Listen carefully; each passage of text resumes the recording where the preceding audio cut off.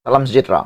Terima kasih karena bersama dengan saya di Nazilin Unity Channel. Nak dengar pendekatan ataupun pendedahan terkini di Sungai Bakap? Ini pendedahannya. Rupa-rupanya, kekalahan kerajaan Pakatan Harapan di Sungai Bakap bukanlah disebabkan oleh pengenalan penyasaran subsidi diesel bersasar. Walau kalah di Sungai Bakap, itu bukan penyebabnya. Kalau ada orang yang menyebar selepas ini mengatakan bahawa penyasaran subsidi bersasar ialah sebab kekalahan PH di Sungai Bakap, itu adalah pembohongan separuh benar. Bukan itu sebenarnya sepenuhnya punca kekalahan. Kerana naratif itu kalau berterusan dimainkan, maka ianya tidak membawa apa-apa kelebihan kepada negara kita. Bukan sahaja kepada parti politik, tetapi kepada naratif negara ini. Penyasaran subsidi bersasar ialah satu tindakan kerajaan untuk memulihkan keadaan keuangan negara, bukan hanya untuk memenangi pilihan raya. Kalau betul Anwar Ibrahim nak menang sangat pilihan raya macam parti pembangkang, Anwar Ibrahim tidak akan umumkan penyasaran subsidi bersasar itu pada waktu pilihan raya. Coba fikir betul-betul kan. Itu adalah pemikiran yang mudah. Nenek aku pun tahu, datuk aku pun tahu, adik-adik tadika pun tahu. Kalau betul Anwar Ibrahim nak menang, dia tidak akan mengumumkan penyasaran subsidi bersasar itu pada waktu pilihan raya. Tapi persoalannya, adakah kita ada pilihan? Adakah Anwar Ibrahim, negara kita Malaysia mempunyai pilihan? Bilakah waktu untuk mengumumkan, untuk mengambil langkah penyasaran subsidi diesel bersasar itu? Kalau ikut kepada cadangan pembangkang, kalau ikut kepada cadangan popular, sampai kiamatlah negara kita tidak ada langkah untuk menyelamatkan, untuk menyelesaikan isu hutang negara yang luar biasa itu. 1,5 triliun, bayangkan, itu bukan satu jumlah yang kecil. 1,2 triliun sebenarnya, bukan jumlah yang kecil. Kalau bukan sekarang nak ambil langkah itu, bila lagi? Kalau bukan kita sekarang, bila lagi? Takkan nak tunggu sampai ayam nak jadi kambing, barulah kita nak umumkan langkah drastik itu. Memanglah kecewa kerana ianya memberikan kesan, terutamanya harga diesel itu sendiri. Tapi lagi kita kecewa kalau sudah nasi menjadi bubur, sudah terlambat di tengah jalan. Walau bagaimanapun, kita ingin ucapkan tahniah kepada Anwar Ibrahim kerana berani mengambil langkah tidak popular itu. Bukan macam Perdana Menteri yang lain tidak berani mengambil langkah tidak popular itu kerana ada yang takut kalah. Jangankan takut kalah, takut sampai tak buka parlimen pun ada.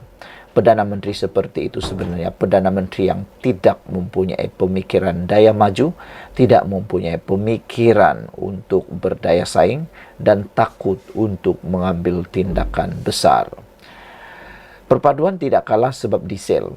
Terus pertahankan isu struktural yang sangat kritikal untuk negara kekal berdaya maju. Sementara kelemahan perlu diperbaiki. Jangan berundur, pertahankan islah negara. Saya yakin dasar Perdana Menteri yang ke-10 di atas landasan yang betul. Kata seorang pemimpin daripada amanah, iaitu Mujahid Rawa. Amanah yakin Perdana Menteri Datuk Seri Anwar Ibrahim berada di landasan yang tepat dan betul. Walaupun keputusan pilihan raya PRK Dun Sungai Bakap tidak memihak kepada kerajaan memerintah. Timbalan Presidennya Datuk Seri Mujahid Rawa juga percaya kerajaan perpaduan tidak kalah kerana isu penyasaran subsidi diesel. Kerajaan bukan kalah kerana isu penyasaran subsidi diesel. Yang ini hanya naratif sebenarnya. Kalau anda benar-benar nak sokong kerajaan, anda perlu tahu bahawa itu hanya naratif semata-mata, bukan punca sebenar. Nak katakan alasan sajalah kan. Perpaduan tidak kalah sebenarnya oleh sebab diesel.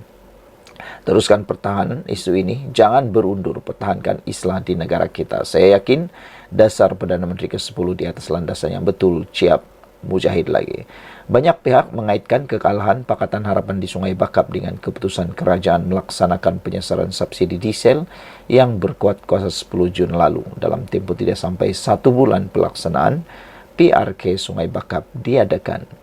Sebelum ini, Perdana Menteri berkata beliau enggan menangguhkan penyesaran subsidi bahan api itu kerana tidak mahu ia memberi persepsi yang salah kepada rakyat.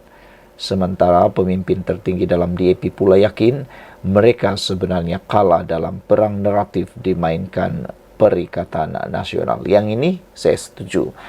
Kita kalah, Pakatan Harapan kalah di Sungai Bakap kerana perang naratif yang dimainkan Perikatan Nasional, bukan semata-mata kerana minyak diesel. Sekian untuk kali ini. Jangan lupa tinggalkan komen anda, tekan butang subscribe. Selamat malam, salam sejahtera. Terima kasih kerana bersama dengan saya di Nazilin Unity Channel. Pakatan Harapan didakwa kalah kerana penyasaran subsidi. Ini respon terbaru Fahmi Fadzil. Selepas banyak andaian mendakwa kerajaan tewas di Sungai Bakap disebabkan isu penyasaran subsidi diesel, Fahmi tampil memberikan respon berkenaan hal ini. Menurut beliau yang juga jurucakap kerajaan, untuk mengatakan kekalahan Pakatan Harapan disebabkan semata-mata kerana isu tersebut, ia perlu melalui proses postmortem terlebih dahulu. Beliau juga sedar bahawa rasionalisasi bahan api itu dilaksanakan tidak sampai sebulan ketika hari mengundi berlaku.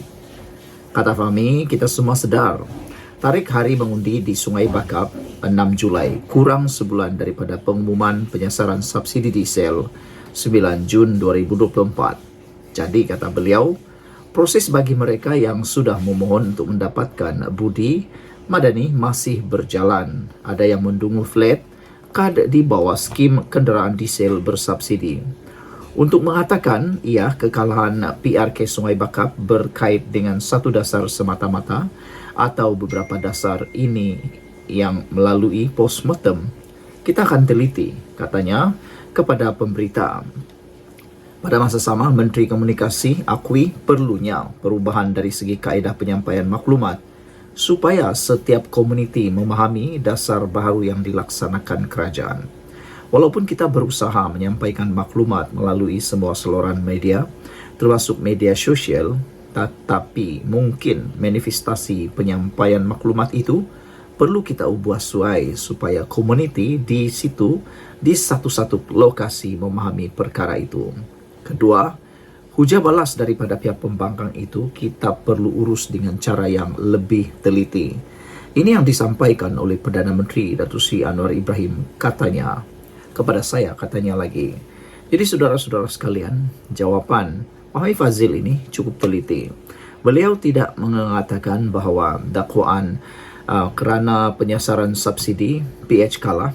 Beliau tidak menafikan juga, tapi beliau kata mereka akan analisis sepenuhnya postmortem nanti. Dan lebih penting lagi, kalau nak kata kerana subsidi itu, mungkin betul kerana baru 1 bulan diumumkan dan ianya sangat dekat dengan pilihan raya. Jadi bermaksud, jarak yang sangat dekat dengan pilihan raya itu memberikan kesan. Tetapi untuk jangka masa panjang, belum pasti lagi ianya boleh menyebabkan Pakatan Harapan kalah. Besar kemungkinan Pakatan Harapan boleh menang pada masa akan datang kerana orang sudah mula memahami, dan saya yakin dalam masa beberapa waktu terdekat ini rakyat akan lebih faham apakah fungsinya penyasaran subsidi diesel itu untuk sebenarnya menyelamatkan negara dan bukan untuk merugikan anda semua. Bagi mereka yang rasa terbeban, sila urus cepat-cepat budi madani supaya anda dapat bantuan daripada kerajaan, dan kita harus sama-sama menyokong tindakan kerajaan ini untuk mengurangkan hutang negara dan paling penting lagi membenteras penyeludupan minyak yang berluasa sebelum ini. Buktinya sekarang selepas subsidi bersasar dibuat, penyeludupan telah merosot, menurun secara besar-besaran. Kenapa? Sebab mereka tak nak lagi menyeludup, sebab minyaknya sudah sama harga dengan tempat yang mereka nak seludup. Jadi ini satu kaedah pendekatan di luar kotak yang tidak populer tetapi dapat menyelamatkan negara. Ambil masa untuk memahami dan untuk melihat kesannya. Contoh paling mudah adalah Jokowi. Ketika Presiden Indonesia itu baru menang jadi presiden dulu, kali pertama dia jadi presiden, dia telah memperkenalkan subsidi dasar bahan api disasarkan di Indonesia. Waktu itu orang marah dan buat himpunan jalanan, protes jalanan. Tapi selepas beberapa waktu, selepas dilihat hasilnya lumayan, hasilnya lebih baik dan rakyat mula nampak kebaikan tindakan Jokowi yang walaupun telah pun menimbulkan kesusahan pada peringkat awal, akhirnya Jokowi menang juga untuk menjadi presiden pada penggal yang kedua.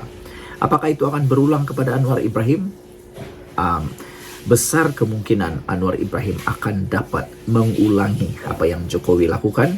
Kita bagi masalah kepada Anwar Ibrahim 1-2 tahun ini, mungkin akan berlaku perubahan yang dapat memutar pusingkan, menspinkan otak dan pemikiran pendapat para penyokong Perikatan Nasional. Saya yakin itu akan berlaku. Sekian dulu untuk kali ini. Jangan lupa tinggalkan komen Anda, tekan butang subscribe. Bye-bye. Salam sejahtera, terima kasih karena bersama dengan saya di Nazilin Unity Channel. Kemarin ada orang bersorak, gembira. Mereka kata, orang yang ada gelaran PhD, ada kedokteran kalah kepada seorang pekerja biasa, kata mereka.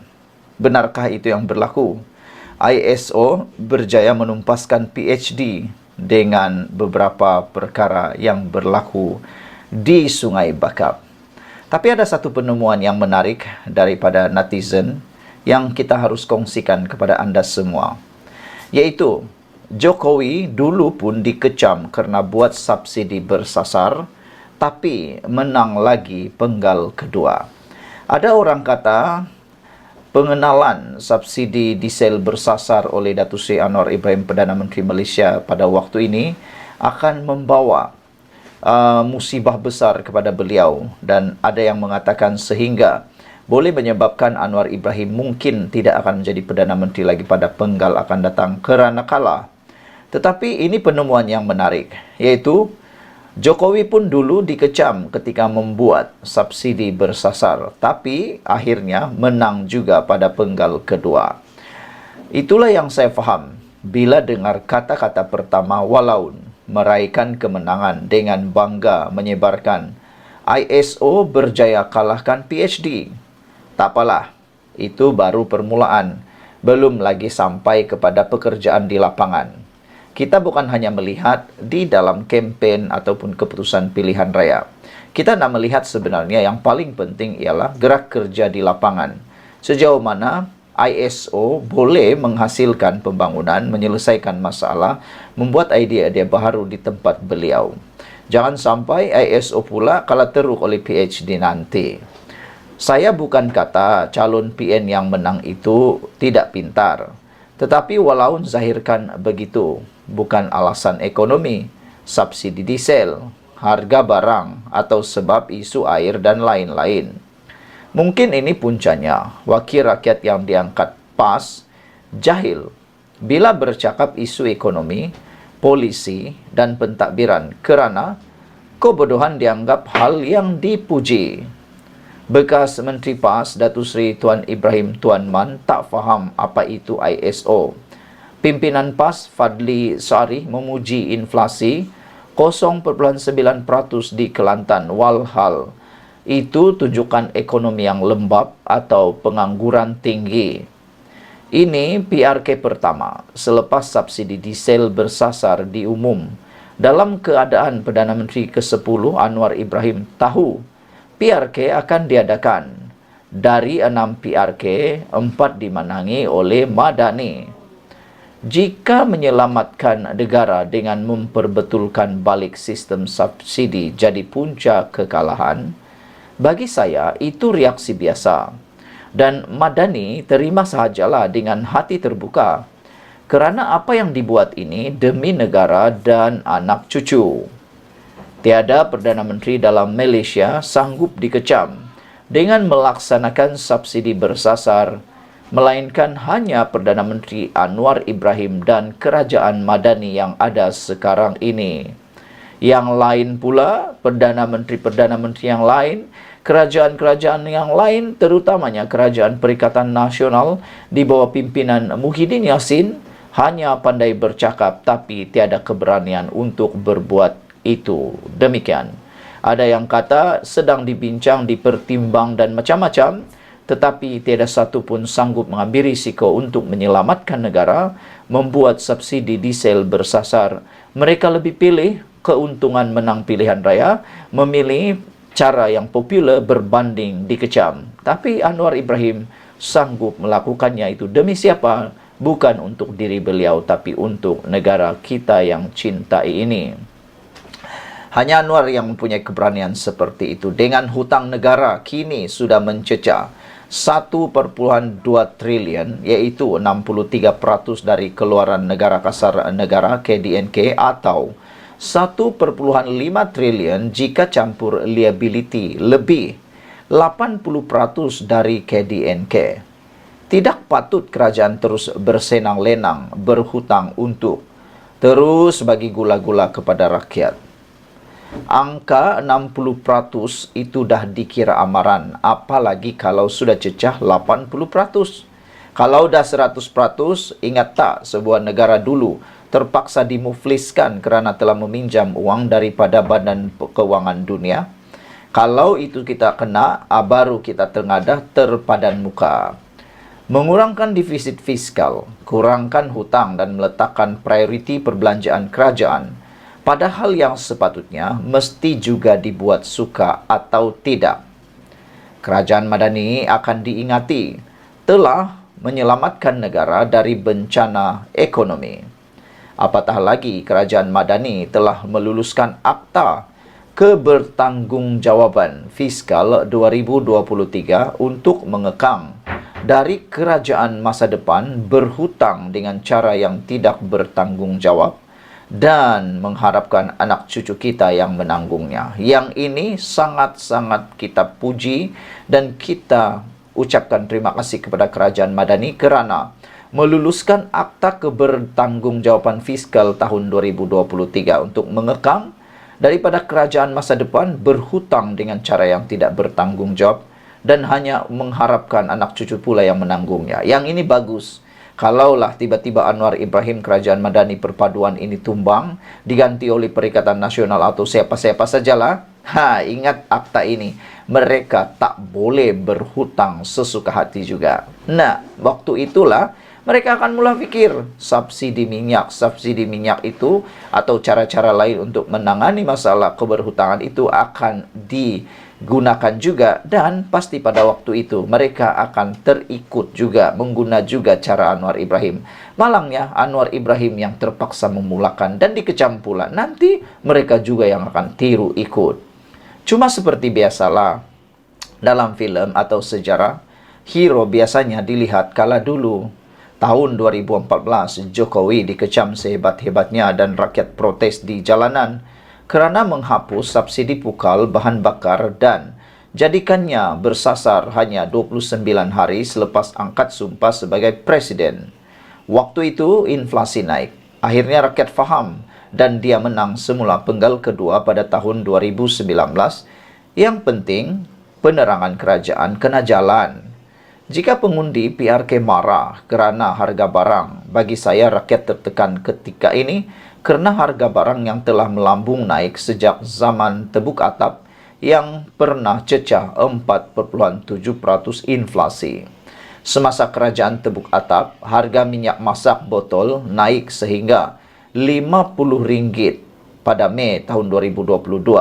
Minyak paket hilang kena sorok oleh anak menteri. Ayam naik RM12 pada Jun 2022. Telur sepapan naik sampai RM18.50 pada November 2022 dan kadang-kadang hilang. Menteri paling ramai tapi cacah merbah. Harga yang naik takkan mudah lagi turun. Seperti dulu menaikkan harga barang asas yang dikawal kerajaan. Peniaga yang jual makanan siap tetap tidak turunkan semula harga mereka. Ceklah CPI.